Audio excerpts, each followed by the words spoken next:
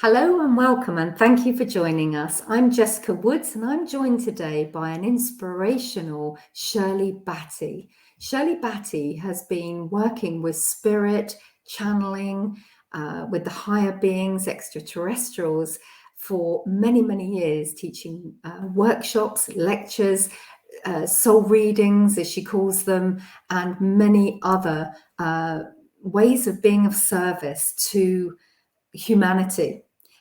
So I am absolutely delighted to welcome my special guest, Shirley Battie, today. So Shirley, welcome. Welcome to this chat.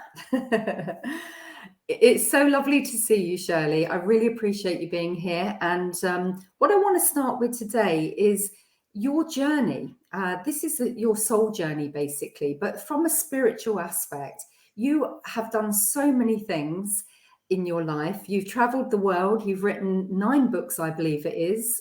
And, you know, you've literally been lecturing and teaching to people all around the world. So the main thing that I want to start with today is your own journey. Now, I believe you were, I think, the age of 54. I believe you're 88 now. I've got that. Yeah. And when you were 54, you did a meditation and everything changed for you. So there's a lot of people that might be listening to this that would be interested in hearing your story themselves. They may be awakening at different stages or ages in their life from the sense of being aware more of their own spirituality. So can you just tell us a bit about your experience? Yeah, well, it's all down to meditation. If I hadn't meditated, I know Spirit had got it all in hand and they haven't found a way. And when I got the connection through meditation, it was all about the planet. The whole thing was about, it was never about me. It was never my own personal meditation. It was immediately what's going on this planet. And looking back, and this will lead you to a book I'm actually doing at the moment. Everything I got in 1991, 92, 93 is relevant now. And it's uncanny. I didn't understand it when it came, but I understand it now. I mean, here we are. But see, they got it in straight away because it got your attention. This is the main thing. It kept me there. So one of the main things I like to teach now is meditation, but not the meditation where you keep your mind still. Forget that. I call it mind alive meditation. So you're actually working within it, asking questions, getting answers. Otherwise, it's just a nice, peaceful, restful time. Nothing wrong with that, but I'm all about information. Yeah, because your meditation and your channeling is all very much about, literally, as from your perspective, as you say, when you started out, it was all about the world, the earth, the planet, and bringing that information through, if I'm correct in saying, and then sharing it with others so that they could also have their own meditation experiences. And and a lot of people, it can be quite scary sometimes, can't it? If you've never, you read these things, you hear about these people that are doing that, you think, oh, it's not for me, I'm not that way inclined. And then actually, what do you think about that? Is everybody able to, meditate in this way? And well, most people have some interest of some kind, whether it's psychic or spiritual or not, it doesn't matter.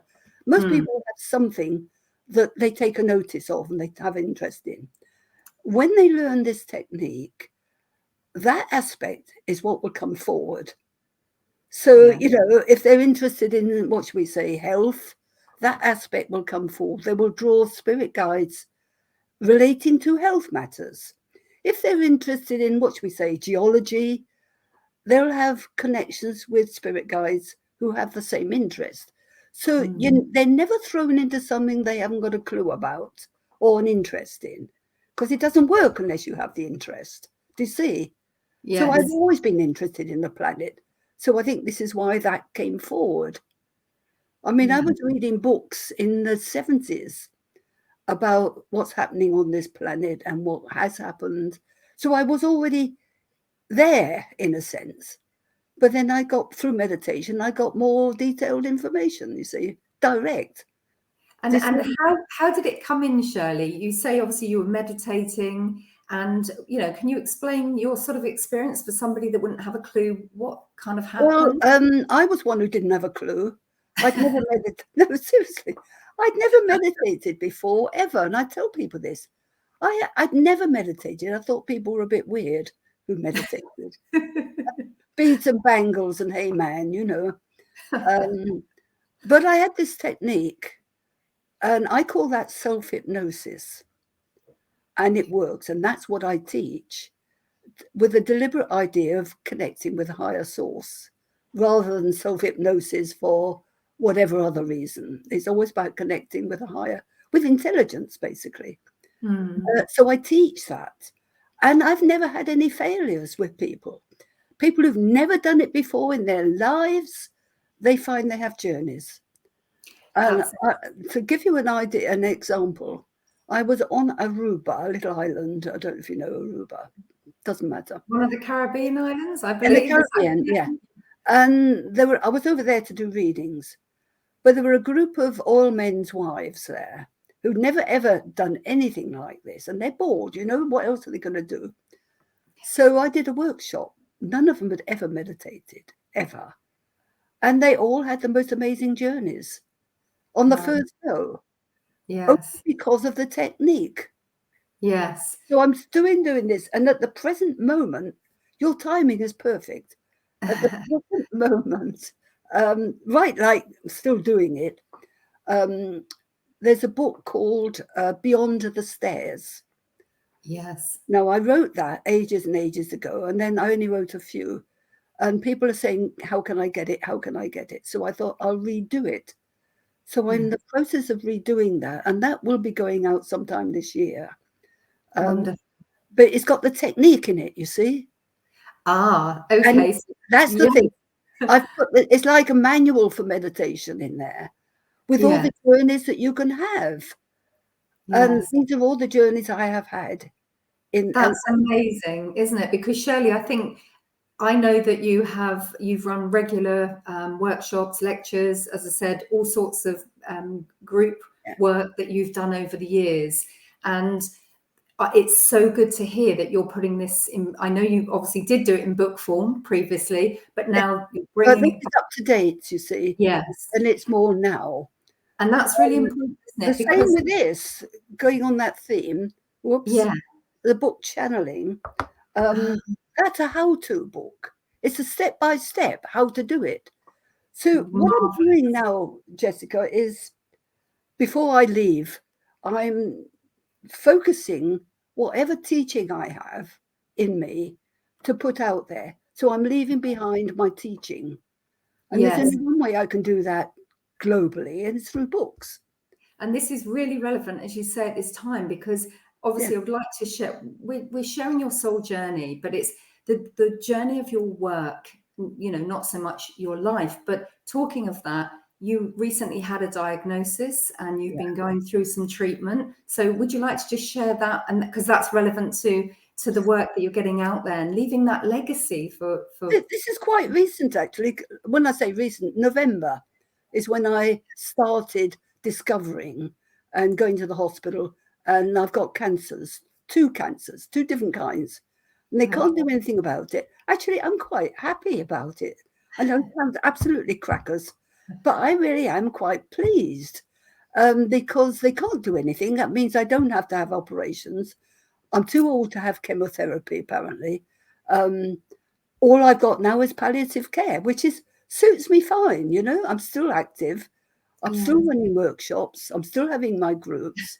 I mean, every week, regular every week, I've got groups around and writing books. I mean, you're absolutely inspirational. And I just want to take you back to something you just said there. I'm really quite happy about it. Obviously, from the point of view of that, as you said, you don't have to go through different procedures that we all know can be really difficult. And what I wanted to ask you is, would you say that the meditations and this spiritual journey, because obviously before the age of 54, from what I can gather, you weren't involved in any of that sort of thing, not really at all. So would you say that the process of your life journey has enabled you to have that kind of attitude about dying and, you know, that sort of thing. I think so. I mean, Edgar Casey had a big influence on me. And I used to read all his stuff, you know, and this is before I got involved.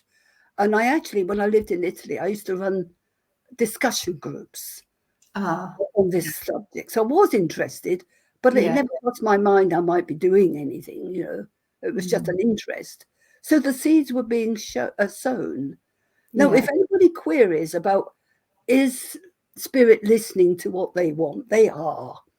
Because 20 years before I actually got actively involved and knowingly, how can I put this? It's a bit complicated, but I had an operation which meant 3 months off work. I had time and I wasn't used to having free time. So I thought, all right. And I was getting writing at night in my head and it wouldn't let me sleep. So the only way to get rid of the writing at night, because I was working, you know, I thought I'll do a writing course. So I did a correspondence writing course. Now, don't you think Spirit have got that sorted? Yes. First of all, they wouldn't let me sleep because they were writing. Let me, I had an operation, so I had the time to do a course. Yeah. All preparation for the books that I'm writing now. I love this. I love what you're saying, because there are so many, what do we call them, opportunities. Some people could say, you know, oh my God, I'm ill, I'm laid up, I can't do anything. And actually, what I love about you, Shirley, is your attitude is completely, you know, and aligned with that. Well, this is happening, so I'm just going to go with it. So that's brilliant, isn't it? And also through meditation, and it is always through meditation with me, because I'm not a super psychic. You know, like some people are born psychic and they're picking things up. That's not me. And I tell people straight, that isn't me. I have to sit and meditate or connect to get any information. I don't get it otherwise. You know? That's a really good point, actually. But do you think that, I mean, I know some people just, you know, get things and they reel it off, so to speak, but there's something about making that connection, isn't there? And I find myself, I always, before I work, I kind of open myself to that higher aspect. It's a deliberate procedure. You see, the deliberate, I want to connect. Whereas the other stuff, when people are born, you know, as babies and children, and they've already picking up, they don't have to actually work at it. It's automatic. Great for them, but it isn't the same method. I think everybody works in different ways, don't they? Obviously, but you know, your journey of, you know, as you say, like doing things without even realizing where the path was going to lead. And I always say, follow the threads. I love that. Always a thread. Yeah, always. Yeah, I call it synchronicities or opportunities. They're always there for us. So, you know, being open to them is. You know, if anybody really wants to know how it happens, because what happened to me can happen to anybody. Yeah. Excuse me, that's the cancer. Following the threads is so important. If you read not my first book, but one of my first books, Love Being a Human, it describes the method, the way I've been led to what I'm doing now. So it saves people saying, how did you start? When did you know? What do I do? It's all there in the book. It's all in your book.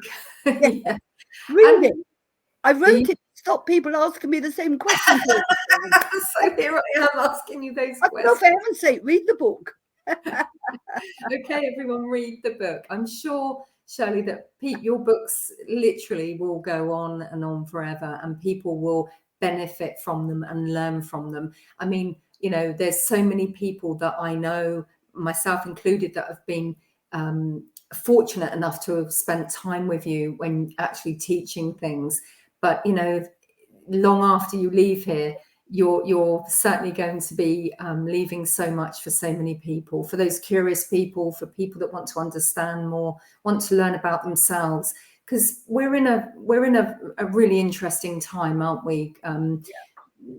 kind of globally, and I'm sure you've seen many, many changes over the years between how spirituality was presented, let's say, or used or formed, to how it is today. But as you also pointed out, your books that when you wrote them a time ago are relevant to now, which is that I find that fascinating.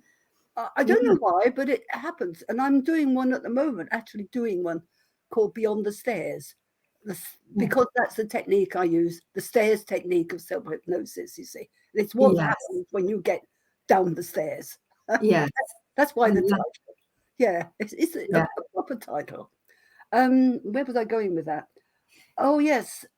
You can have so many journeys and ask questions. You know, spirits are not, they mustn't tell you things until you ask. Once you ask, I've turned my asking into imperatives now. I say, tell me what I need to know, or show me. That's an imperative. Rather than saying, oh, what, you know, it's, what do I need to know? I say, tell me, show me. I agree with you. I think there's something about, I call it commanding, when you kind of command that it's something about the energy for me. It's you get into a sort of space where you know that there's a flow, or there's a connection, or a sense of it. You're giving them permission to give you information, you see. They need permission. Yeah, we often hear, you know, just keep it simple, but ask. Ask. So yeah, I resonate. So anybody who's listening to this who may be, you know, maybe on the journey for a while, but perhaps they're trying to channel or learn more about, you know, that spirit world, you know, just remember to ask. They really do respond, and it's so important. Yeah, and Shirley, you may not get the answer immediately in that session, but they will find a way to give you the answer. You see. Yeah, it doesn't always come at that. It will always come. Like me with the writing courses. Yes. You know, they wanted me to write. How are they going to do it? They, you know, they plop a brochure through the letterbox or something, and you think, oh yes, I understand. Yeah, and you've connected with so many of what obviously we call angels. Some people call them guides or beings, or extraterrestrials even. You've connected with so many, and I can actually see behind you. You have one of, I know you've represented them in as the drawing paintings and that behind you. Can you just tell us a little bit about that? So how many different beings or guides are you that you're consciously aware of? Have you kind of I've never actually counted them. I've never counted them. The main ones is he's not in the picture here, but he'll be in the book Beyond the Stair. Love Being a Human. His pictures are in there. All the pictures are in there. Oh God, I've got so many. The extraterrestrial one is Ossishu, and he came. You see, when I also channel now. Well, I have channeled for a long time now, and the entity actually comes into me. So I am them. And I know I'm them, you know. And I called this one Ossishu. I called him Birdman for ages because I didn't know his name. But he'd come into me, and I knew he was a birdman from Sirius, you see. And he's given the most amazing information. But that was an extraterrestrial. I didn't think then, I wasn't into extraterrestrials at that time. All I just knew this was a birdman. And so I have a few more now, and quite a few more now are asking me to speak their language. So I'm actually teaching the language. This is another thing I do. I run workshops on speaking their language and understanding, you see. So, because it's all frequencies, isn't it? Well, what we hear, I guess, obviously with what you're saying is gets translated. And that starts with you connecting, as you say, getting into a meditative state. It's more a question of, as they explained it, don't try to interpret. It's the knowing, the telepathic communication, and the vibration of the sound has an effect on those who feel the sound. And that's the sound that's important. I mean, I had one ET come through doing a workshop on ETs, And this ET said, because I can translate, I know what they're saying, you see. That she pointed at this woman sat opposite me. She said, "I am your daughter." And this woman knew that was accurate. She felt, she said, yes. So the ET speaking through me was this woman's daughter. Quite amazing, really. Yeah. It is amazing. There's so many questions, so many things I want to ask you. I'm sure that so many people will be absolutely enthralled by what you're saying, because it's different, it's inspiring, it's, you know, and at times I'm sure challenging. I mean, have you had any challenges with any of the kind of, well, any of it really? I've never had anything negative, not ever, not ever. No. I've always been very, very positive. And they haven't even approached me with negative stuff. So that's not been a challenge. The challenge has been, and I've stopped saying it now, take me where I need to be, because they do. And I end up in Brazil, in Africa, in China, and I mean physically, because they want me to go physically, you see, and they set things in motion. And if I'm correct, I remember one of your books, which I actually have, where you went off to, I'm not quite sure which island it was, but you went somewhere. I think that was the Caribbean way, to actually, you were told. That was the Aruba. Okay, this was when I believe you were told to go to Aruba, and you know, you didn't know really why you were going, but when you got there, you just started writing, and one of your books came. I don't think that one was Aruba. Yeah, I did have. I've got so many messages. Yeah. Yeah, you're thinking of, I was in this caravan on the island trying to get ants out of my clothes. And because they were in all my clothes, and you know, you can't really put clothes on with ants, can you? So I wasn't meditating, I wasn't thinking spiritual, believe me. And they said, right. And I haven't got the cards with me, but they gave me a message that I had to write down. It was all about the changes on this planet. And it ended with, "I am Ra, the greatest of all. Come with me on my beam of life and you will know all." Now, this was out of the blue while I was trying to get ants out of the clothes. And it was powerful. But you see, I went to Aruba on invite to do readings. This will interest you. I went down to a little place called Baby Beach. If anybody knows Aruba will know Baby Beach. And I sat on the sand. This was my very first day on arrival. And this man came out of the sea. He'd been teaching kids to swim. And he looked at me and said, "Oh, it's you." So I looked and I think, yeah. They told me to look out for the white-haired lady with the crystal sword. Now, I've been told to take a crystal sword with me. Wow. Now, how amazing is that? That, I mean, so you didn't know this guy, never been to the island, he's out teaching people to swim, and he comes out. That is. Then it turns out that he's speaking ET, writing ET, and he's got his. I did him a soul reading actually up a cliff. I had to go up this cliff, and it was the first soul reading I ever did, and it was from his grandfather. Wow! And it was all about who he was, what he was, and so on and so on. So Spirit have got it all sorted. Yeah, I mean, as you say, you couldn't. There's, you know, you couldn't make it up. Exactly, for the skeptics, like you couldn't make that up. You really couldn't. Amazing. Yeah. You've been, you know, so instrumental in changing so many people's lives with your readings, as saying all your work, Shirley. You know, it is really amazing what you've achieved. What would you say to anybody that was nervous about channeling or? Well, this is why I do the bringing, and why I've written this book, because it's how to. And anybody who's nervous, it's one step at a time. Yes. You make the preparations. You don't just sit down and say, "Oh, tell me." You have to make preparations.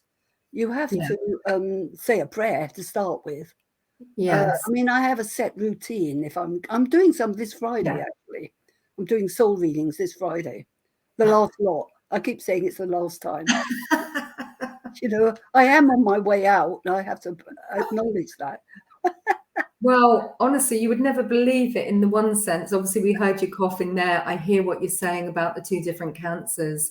And but you know, Shirley, I think I'm not sure, but when you finally do take your last breath and leave this life, you are going to be surrounded by your family of beings, and you know, and I've already been told what I'm going to be doing. okay, Because, that's really interesting. Can you tell us about that? because of my connection with the White Brotherhood, the Ascended Masters, which have been with me from the very word go. They're the ones that came through right at the start. So I've got a very strong connection. All my little owl cards have come from the White Brotherhood. Oh, okay. White doesn't mean race, it just means colour, you know, it's purity.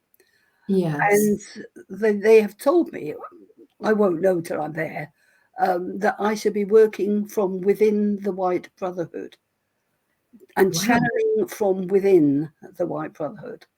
I'm going to be teaching. Oh God, I don't know. I mean, until I get there. Because there's no rest, is there? No. I'm going to be teaching from within, but teaching new people coming into the White Brotherhood energy. So I should be working. Yeah. Yeah. I mean, my head had so many questions, and I was like, wow. I mean, you know, to know whilst you're still here what you're going to do when you physically leave this planet. I mean, I could be wrong, and what I've been told could be wrong, but I won't know until I'm there. Yeah, of course. You know. So, I mean, that opens up so as I said, so many questions for me. It's like, has this come directly from any particular guide, or is it just a sense of knowing? No, it's when I meditate, I ask the questions. So again, that active asking the question, and then this is what you've been told. Yeah. The only time they won't be precise about, and I've got an idea, is how long do I have? When will I go? Yes. And what I've got from somebody else, my own guides have said it will be quick. And it will be like switching a light off. They seem to think it's going to be the heart, not the cancers. Because I've got cancer in the lungs, in the ribs, in the spine, in the breast, in the bones. So I've got it pretty much everywhere. But they said it's going to be the heart that will take me. Well, that'll be quick. Yes, it will. Yeah, I'm happy with that. You know, I don't want months and months of being worse and worse. Yeah. So maybe next spring. Nobody wants to leave in pain, so to speak. And obviously, any form of any health issue nobody wants to. But I've got painkillers and I've got morphine, which I only take if I really. I mean, yesterday I really needed it yesterday because I had this group round. Nobody ever wants to go home. You see, when they come, and I'm more or less saying, "Look, you've got to go now." You know. Oh, bless! You were tired. You were done for the day. And then I felt the effects of the pain really started. Yeah. So there is a limit to how much I can do before the pain starts, you know. And I'm all right at the moment, you know. Well, as I said, you look amazing. I know we can all have stuff going on, can't we? Regardless of what it is that nobody else sees. But somebody told me a very, I believe, very good psychic lady. She said, "Surely it's your spiritual light that's keeping you going. If you hadn't got that spiritual light, you'd be dead by now." Yeah, and that's interesting. What do we? That spiritual light, that is our essence, so to speak, isn't it? It's that thing that without it here, the physical body has nothing. That's so there. So absolutely. Yeah. I mean, you know, I see you just shining. That's all that I see in so many ways. But I just want to bring you back to you were saying about the White Brotherhood and you know, joining them and you know working with them. That sounds amazing. And my question here is, which maybe people will be thinking, is how would you get to that point in the first place of being that? Because obviously you're a wise teacher here. There's no doubt about it. Nobody can argue with that. It's fact. You know, you've come to this planet for the first 54 years of your life, pretty oblivious to the spiritual realm. Well, with families, divorces, children, you've got to go through that. Everybody has to live a proper, normal, whatever life. Yes. It's part of the process.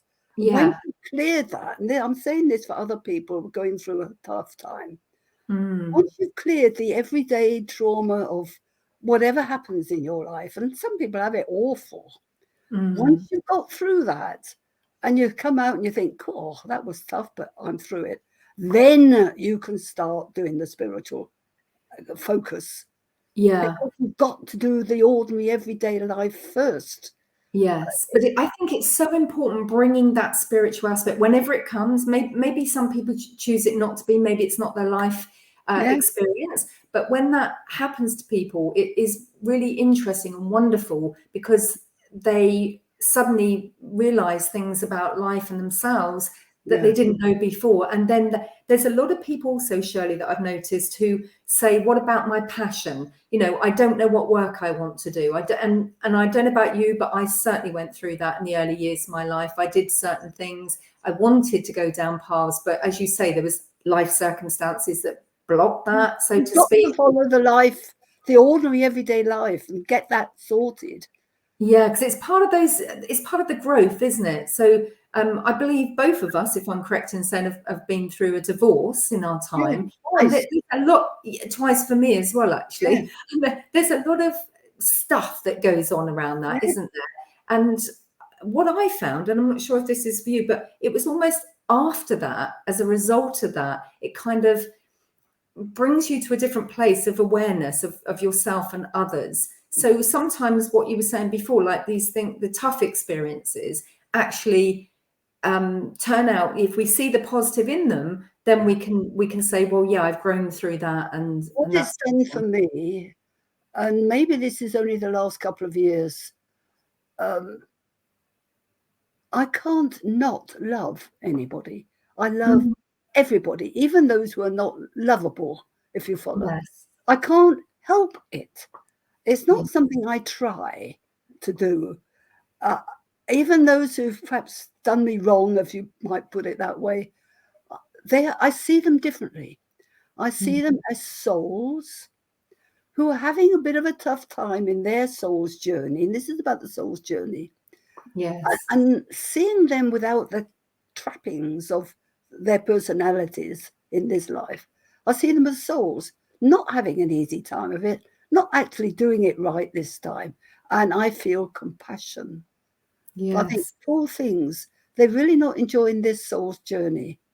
Yeah. And you can't help but love them for it. Because you want to help them. So that's how I see people now. If they're having a rough time, I wouldn't judge them, but I mean, I literally don't. Some people say, oh, no, it's not judgment, it's assessing. Same thing. I just look at them differently. Yeah. And they respond differently. They don't know they are. Yeah, I have this, I'm totally hearing what you're saying, Shirley, because I have this thing that, you know, everything is kind of a reflection of us in some way. From my experience, what my soul has shared with me is that this is an illusion, in the sense of that it is our spirit that comes in to a physical body, experiences life, and everyone and everything around us are just like anything. If we've got a chair and a desk to sit on, it's a tool, it's something that we can use. And I don't know if it just does come with age, but I feel very similar to you. I absolutely, no matter who the person is, no matter what they've done, I actually have that compassion as well. So I'm do you think that it is part of being aware of your own spiritual journey that really does, you know, and the life experiences, the growth that we have? Because I didn't always feel like that. I know myself, in the past, I thought, oh, I'm a victim, you know, somebody's out to get me. No, but that's learning, isn't it? I think to come to that realization with your own growth. Yes. This is all learning and experience. And I think it must be ultimate, isn't it, to be able to leave this planet and feel that way about everyone and everything. And I'm wondering if what you were saying about the White Brotherhood, the very fact that, you know, would you be able to enter that space, that energy, that group, that without having that compassion? Because isn't that the journey, the soul journey? Isn't it about? It's love and no judgment. Mm. Absolutely no judgment is all. I mean, when we meet our guides within a meditation, however, we never feel judgment. Mm. We only ever feel love from them. Yeah. And that's what I strive to be for other people. Never, Yes. ever to judge them, so that they can feel the love. Yeah. And what about these people that are listening to this and thinking, I want to be like that? You know, I'm sure most people really have that love, compassion, all the things that you're saying for others through their trials and tribulations, because life is really challenging at times. It's tough. So I'm wondering that they'd be thinking, well, how do I get to that place? Is there any advice or anything that kind of you can share that you might think would help people? I really don't know how difficult. Yeah. They have to come to it themselves, don't they? I don't know. A connection with spirit helps. I mean, I did have a very spiritual experience. I have written about it in Love Being a Human. And that was a deliberate choice of title, by the way. Love Being a Human. All right. Perfect choice. I had an experience which blew me away. It was a spiritual experience. It's like being loved by the divine, by everything. It was total and absolute love, complete. But it was surrounding me. It came from within me, and it took me a whole week to get over it. Wow. I was glowing for a week. It took me quite a few hours before I could even stand up. Gosh, wow. I couldn't stand up. The energy of that was so strong. And it was the most divine, wonderful, ecstatic, exquisite experience that I didn't want to end. Yes. When you have one of those, there is no doubt in your mind that you are part of a divine source, that it's all okay. Yes. Because it's just amazing. That, I won't say changed me, but it gave me absolute faith in a divine. And whatever happened, I was still okay. So what you're really saying, I love what you've just said there, and what you're really saying to people that maybe want to be more compassionate and in a hard world at times. Brings you to it. It's got to start with you. You have to connect with your self. Some people call it inner self, being guides, angels, whatever your preferred method, because it's like all things. If I can put it another way, perhaps, because this hasn't all happened overnight. I mean, I am 88 and it's taken quite a while. I used to go, well, I still do, say, there is nothing can hurt me.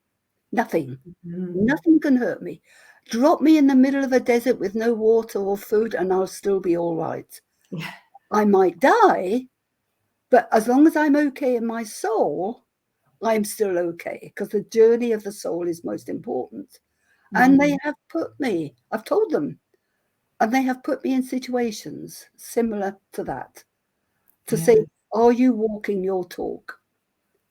They have dropped me in the middle of a village in India, and I didn't even know what part of India it was. I'm telling you, this is true. I hadn't got a direction. I didn't know where to go. It was at night, and I sent a message up, Spirit, tell me where to go, because I didn't know where I was, and this was at night. And a little boy came running up and saying, Missy, bungalow this way. Do you see? They sent somebody to help me. But I was in that situation, didn't know where I was going, what I should do. And they sent a little boy. Oh, that's so lovely. So really it is walk your talk. Yeah, walk your talk. Yeah. Be willing to listen, to trust that whatever because as you say, the message, if you ask, the message will come. Have to ask. Yeah, and not to, over interpret or whatever, just trust and everything will be okay. I love that. And one of the things, Shirley, that I love sharing with people that I know, or, people that I connect with, and I think it's really important, is this soul journey is calling. I call it sometimes, do it directly, call upon your soul. Your soul knows our entire journey. It is us. It's not separate from us. It does know everything. And that's why it will, I like to think, where you were talking then, it sent the little boy, it was like, okay, I've heard that message. Now it's there, and you just try. You could have said, "Oh, I don't know if if I want to go with him," and there could have been that. But it's just trust, isn't it? Connection, asking, and then just trust. Let it happen. Yeah. I mean, I'm perfectly happy about going. You see, because it's just another part of my soul's journey, for heaven's sake, and it's lovely on the other side. Why would I worry about it? There's nothing to worry about. I'm looking forward to it, actually. The next adventure. I hope so many people are listening to this and that they're inspired, and that, because there's so much fear that is, like about connecting to, something that you don't know if it really exists, and, what it's going to be like. Prayer. Yes, absolutely. I always ask for the angels every time I meditate. Yes. I ask for the angels to be with me. They have taken me, I don't mean the angels, but my spirit group, call it a group, they've taken me into really, really heavy, dense energies. Heavy, we're talking about mafia, we're talking about dark energies on this planet. Yes. When they ask me to go there and do my work, because I do the work there, they send 2 angels, big angels. And whenever these 2 big angels turn up, I know this is heavy work I've got to sort out. And that's always okay. And do you know what's lovely is that all the journeys that you've taken, and obviously I'd love to talk about all of them. There's so many, but people, if they read your books, they will find that, so many stories, information, and things that you've shared about your life. And I really hope it encourages other people that the journey from beginning to end is nothing more than a process. Experience along the way. Yeah, an experience along the way. Shirley, I thank you so much for sharing today. It's been an absolute pleasure. And I'm sure many people will be watching this long after you have left this planet. So we will all be on the lookout. When I'm gone. Exactly. Very much so. But in the meantime, just to say, I'm going to pop up here because you mentioned that people can contact you. You are still working. There are the books, which I guess you can buy from Amazon. Can you get Amazon? They're all on Amazon. All the books are on Amazon. The ones I'm actually doing at the moment, but they will be on Amazon. Yes. And one other thing you did mention briefly, and I also want to mention, is your little owl cards. I've got. They're all sold out. They're sold out. Ah, right. Okay. And this is important. Again, Spirit sorted this. There's a lovely lady who I didn't know before came to my house, and I said, it's a shame the cards are going to die with me. I need someone to reprint them. She said, I'll do it. Oh, wow. So she is doing it. Her name is Elizabeth McGorian. She worked for the Royal Ballet. So you can find her on Facebook. Elizabeth McGorian, working for, because there's a few with the same name, but she's the one that works for the ballet, Royal Ballet. Okay, that's lovely. So again, your work is still going to continue long after you're here, and people can find those. I've just picked one whilst I was chatting with you there, but I just also want to mention that you're on Facebook, Shirley, so people can find Shirley Battie on Facebook. Also, I'm just popping up here now your email. So it's Shirley M. Battie @gmail.com, so people can find you there, because you are still very active at the moment. So thank you for that. But I just want to finish this now before we complete with, I just picked one of your cards and asked, show me. And I got, feel the air, smell the scent, live this existence, and what you gain will take you forward into the new life. Be in the moment, forever into infinity. Who are you? You are a breath of wind, an essence that permeates all matter. Never be lost. Therefore, you are all and yet nothing at all. Only by being in your consciousness can you know all. It matters not whether you are from the earth or the stars, for all is the same. You are a vital element of life. Wow, that How appropriate. your Those cards are, Shirley. Those cards are astounding. They They are. still astound me. And they have all come from the White Brotherhood. There you go. So we're going to look for you as you return and come in so many ways. I know you will. And I know many people will remember you and be touched. I mean, in this physical existence, because everything, as your card just says, you're everything and nothing kind of thing, aren't you? So yeah. Shirley, bless you. Thank you. And thank you all for watching, all for listening. I really hope you've been inspired today with our beautiful guest, Shirley Battie. Thank you, Jessica, for having me. Bye.